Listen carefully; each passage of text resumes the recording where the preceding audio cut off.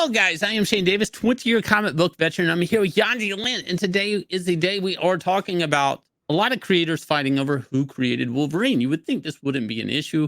A lot of people look at Lynn Wein for this, and we're going to get into it, but now it's changing, and a lot of creators are kind of upset over it. Why now, of all times? Well, Wolverine is going to appear in Deadpool 3, one of the only Marvel movies coming out this year. But still, you're like, we've seen Wolverine movies. Why does this matter now, Shane? Why now? Well, because he's actually going to wear his yellow and blue costume. Hugh Jackman is going to wear a superhero costume this time. We have not seen him in the mask just yet, but a lot of build up, a lot of tease. And it's kind of the same costume as going back to his first appearance, which was in the issue of The Incredible Hulk. So let's get into the debate. So this is not exactly new news exactly, but this is something that has timing is really sus, basically, as the kids like to call it. So we have Deadpool 3 coming out soon. David Boger, which is a Marvel executive, suddenly called Lin Win's widow to say, yeah, you know what, for the upcoming movie, Roy Thomas is now going to be credited as the co-creator.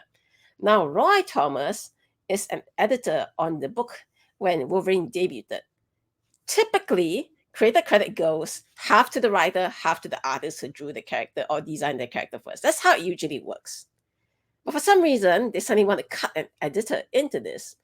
The timing of this is even more sus.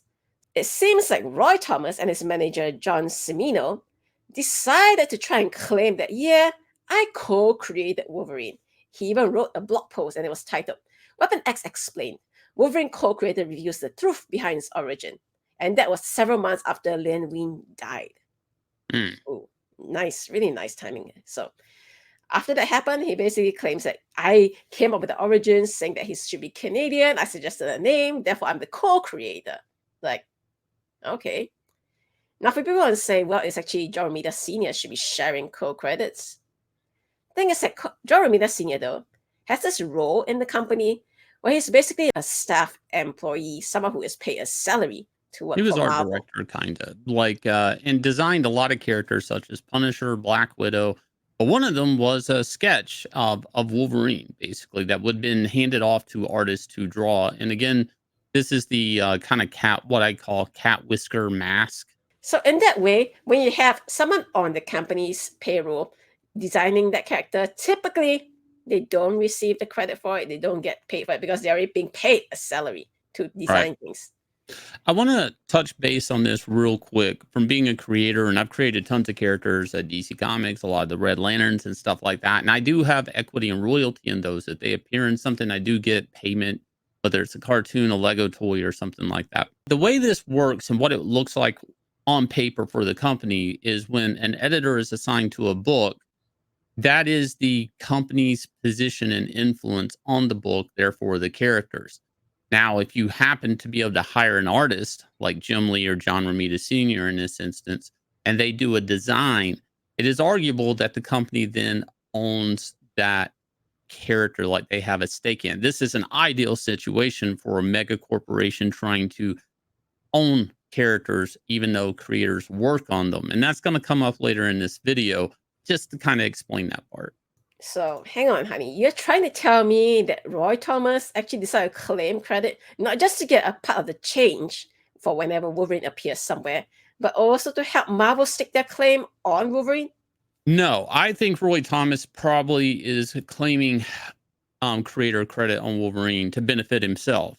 But by proxy, Marvel's going along with it. And they're actually saying, yeah, you should do this. Why? Because then him being, again, a corporate person at the time, it works out very well for Marvel and kind of gets their, I don't know, talents into the character as far as ownership of the character and dealing with things like creator credits, which is a muddy area, like that a publisher owns people's creations. I understand work for hire, all this stuff, it's still muddy. Comics is one of the few industries that actually owns the stuff that writers and artists produce like that, but also public domain. So there's a couple of things here that these mega corporations were always dealing and fighting against. And at least with the public domain, new versions of the characters and changing the character radically is how they combat that. when it comes to creators and creator rights and stuff like that, for the company, they really want their input. They want an editor attached to it. And ideally, if Marvel can start assigning creator credit to editors, it's not to really benefit the editors. It's actually to help the company and having a stake and ownership in the character. Now, I want to point out though, David Boger is probably kind of a rogue employee in a way at this point, because on this post by Mark Wade, a bunch of senior staffers at both Marvel and DC, or former staffers, have actually weighed in.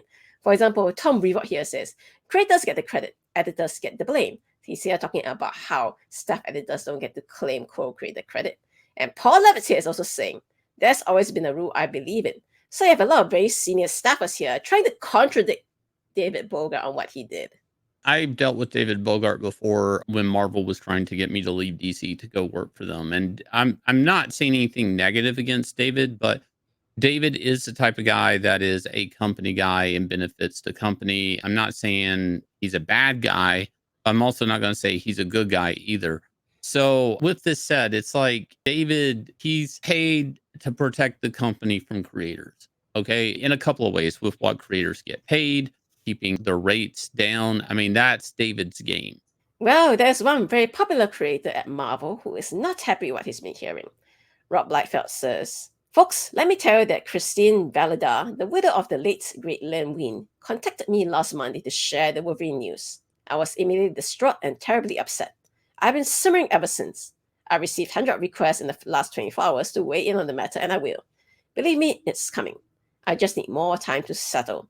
So you have people like Dan Jurgens and all these all weighing in saying that, yeah, I don't think it's correct to have this editor trying to claim credit. Right. And especially Dan Jurgens, of all people, a person who created Doomsday, Booster Gold, things like that. Rob, obviously Deadpool, Cable, Strife, characters like that. So I'm going to paint a picture for you. These are two creators, and I don't agree with this either, but these are two creators that's, hopefully they're like, I have a family and, money will go to my family after I pass, and you want your loved ones taken care of, especially if you slaved away for comic corporations all your life, and you get a little bit of residuals from some of these characters you create in these companies. I mean, if you're getting pencil shavings, if they make a toy, okay, you're not getting rich. You're not getting a majority of the money here. The company is.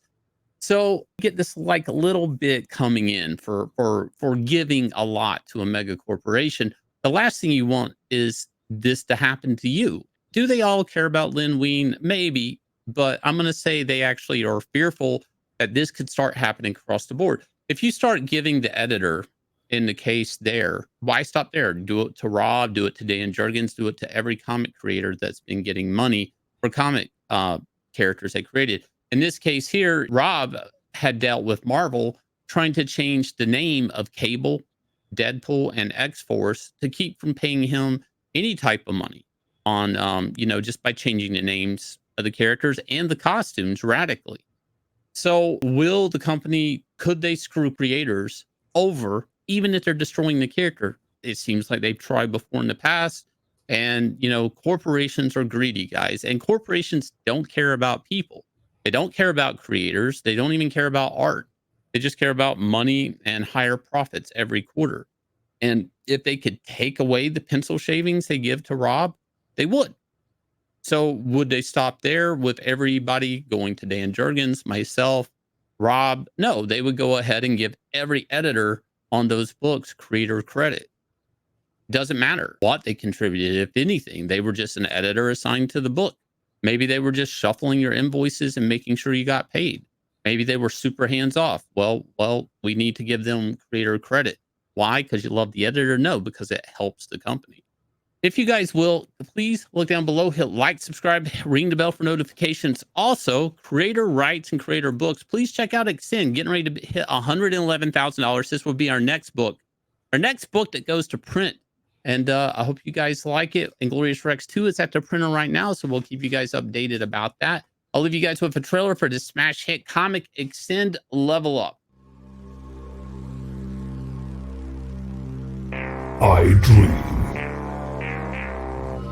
dream of a world carefully crafted beautifully flawed.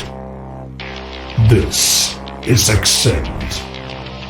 In this game of life, there is one thing that determines a victor. A player's ability to grow. A player's ability to evolve.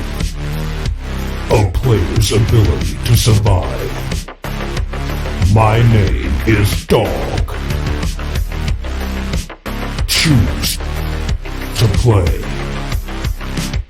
Choose to upgrade. Choose to level up. Choose to Axcend.